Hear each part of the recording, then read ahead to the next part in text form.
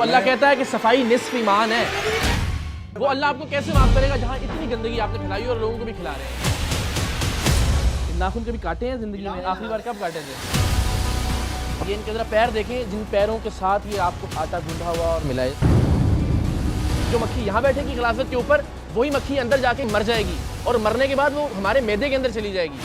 یہ ایک معجزہ ہوا ہے اور معجزہ یہ ہوا کہ انہوں نے کیپس پہن لیے. سب پہنتے ہیں. سب پہنتے تو یہ جو اندر لوگ بیٹھے ہوئے تھے کہاں اسرائیل سے آئے انہوں نے کیوں نہیں پہنے ہوئے تھے؟ آزادی کے 70 سالوں میں وطن عزیز میں کوئی اور آزادی تھی یا نہیں، لیکن یہاں یہ آزادی ضرور تھی کہ جس کا جو جی چاہے کھانے کے نام پر بیچتا رہے. ملاوٹ، گندگی اور غلاظت کی بھی بھرپور آزادی تھی. نہ کوئی پابندی، نہ کوئی نگرانی اور نہ ہی کوئی نظام کار. اس ملک میں غذا اور خوراک کے نام پر کیا کیا ظلم نہیں کیا گیا. جانوروں کی آنتوں اور انتڑیوں سے بنا ہوا بناسپتی گھی اور کوکنگ آئل جس کا ایک آدھ اڈا نہیں درجنوں فیکٹریاں سریام کی ٹیم نے بے نقاب کی. FIA سے لے کر ضلعی انتظامیہ تک، محکمہ خوراک سے لے کر قانون نافذ کرنے والے اداروں تک، سریام کی ٹیم نے ان سب کے سامنے اور ان کے ساتھ مل کر اس متعفن اور گھناؤنے سچ کو بے نقاب کیا.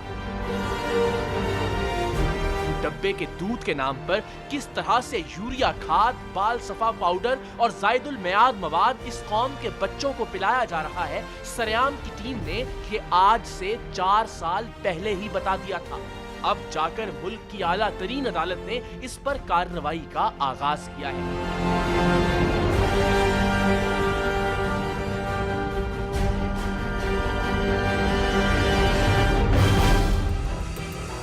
حلال گوشت کے نام پر کیسے کیسے، کہاں کہاں اور کس کس مردار اور حرام جانور کا گوشت مسلمانان پاکستان کے معدوں کی نظر کیا جا رہا ہے، سریام کی ٹیم نے اس پر بھی ایک سے بڑھ کر ایک تہلکہ خیز حقائق پاکستانی قوم کے سامنے رکھے اور وہ بھی مکمل ثبوتوں کے ساتھ. بڑی بڑی نام نہاد برانڈڈ کمپنیوں کے اچار کے لیے آم، لیموں، گاجریں اور باقی اجزاء کن گوداموں میں کس طرح سے پروسیس ہوتے ہیں، ان میں کون کون سی غلاظت اور کتنے مرے ہوئے چوہے شامل ہوتے ہیں، یہ سب بھی سریام کی ٹیم پہلی بار منظر عام پر لے کر آئی. ادرک کا وزن بڑھانے کے لیے اسے کس طرح 24 گھنٹے تیزابی پانی میں بھگو کر رکھا جاتا ہے، سریام کی ٹیم نے نہ صرف یہ لرزہ خیز انکشاف کیا بلکہ انتظامیہ کے ساتھ مل کر ادرک بھگونے کے ٹینکوں کو مسمار بھی کیا. لہسن کے ساتھ بھی یہی تیزابی برتاؤ کیا جاتا تھا. سرخ مرچوں میں کس طرح بھوسا، مہلک سرخ رنگ، یوریا کھاد اور نہ جانے کیا کیا گند بلا ملائی جاتی ہے، سریام کی ٹیم نے پاکستان کے طول و عرض میں اس زہر آلود دھندے کو بھی کئی بار بے نقاب کیا. کالی مرچ کے نام پر اونٹوں کو کھلایا جانے والا دانہ کس طرح سے کالا رنگ کرنے کے بعد عوام الناس کو کالک کھلائی جا رہی ہے، سریام ہی کی ٹیم نے اس حقیقت سے پہلی بار پردہ اٹھایا. بیکریوں میں کاکروچ اور دیگر حشرات الارض کس طرح کھانے پینے کی چیزوں کا حصہ بن رہے ہیں، مٹھائی میں کون کون سی اور کس کس نسل کی مکھی کا گودا شامل ہوتا ہے، یہ سب بھی سریام کی ٹیم نے ہی اپنے پروگرامز میں دکھا کر قوم کی آنکھیں کھولی کہ وہ کیا کیا کھا رہے ہیں، اور یہ بھی کہ متعلقہ ادارے اور محکمے نہ جانے کیا کھا کر سو رہے ہیں. ہم نہ تو یہ دعویٰ کرتے ہیں کہ سریام کے ان چند برسوں میں کوئی انقلابی تبدیلی آئی اور نہ ہی یہ کریڈٹ لینا چاہتے ہیں کہ گزشتہ چند برسوں میں فوڈ اتھارٹیز اور محکمہ خوراک اگر کچھ فعال ہوا ہے تو اس میں کچھ کردار ہمارا بھی ہے.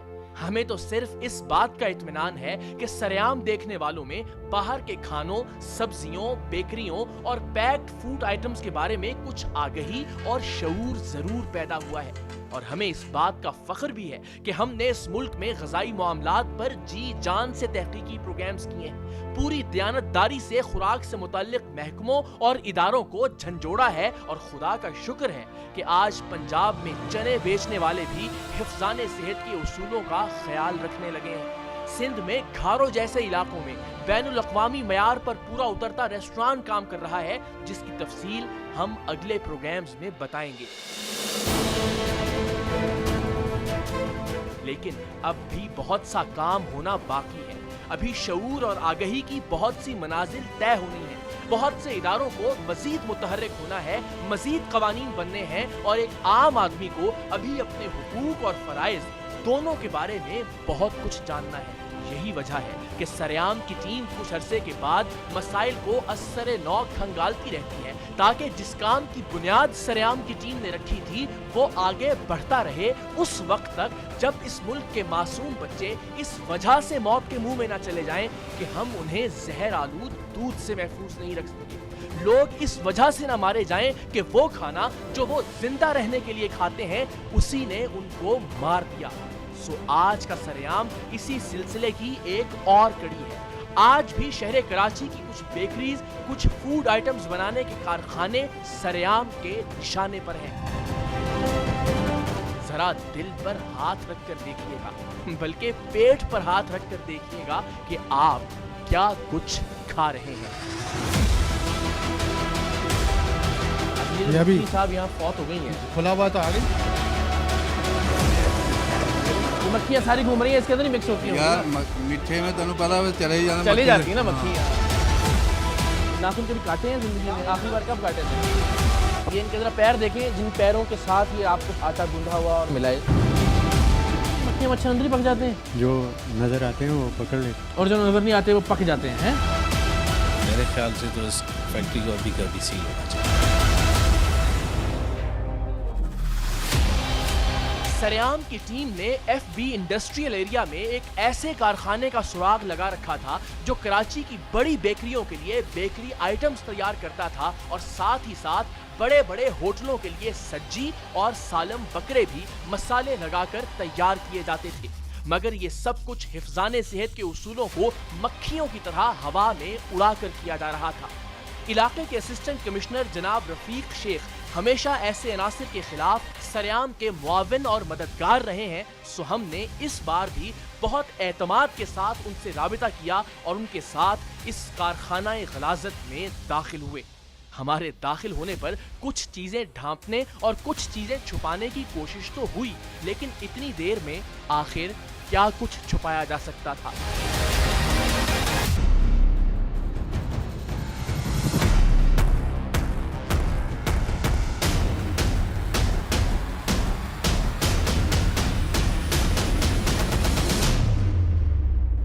نہیں, ابھی یہ چھوڑ دو, اس کو ایسے رہنے دو, جیسے آئے گی.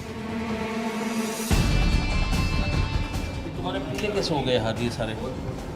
یہ ایسے مسالے سے یہ کوئی ایسے کٹ وٹ تو نہیں لگ جائے اس پہ, کوئی جلن وغیرہ نہیں ہوئی آپ کو؟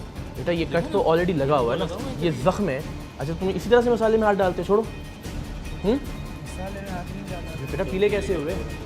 ایسے وہ اٹھا کے اس میں ٹرے میں رکھتا ہے, اٹھا کے ٹرے میں رکھا. تو یہ زخم کب سے ہے میری جان؟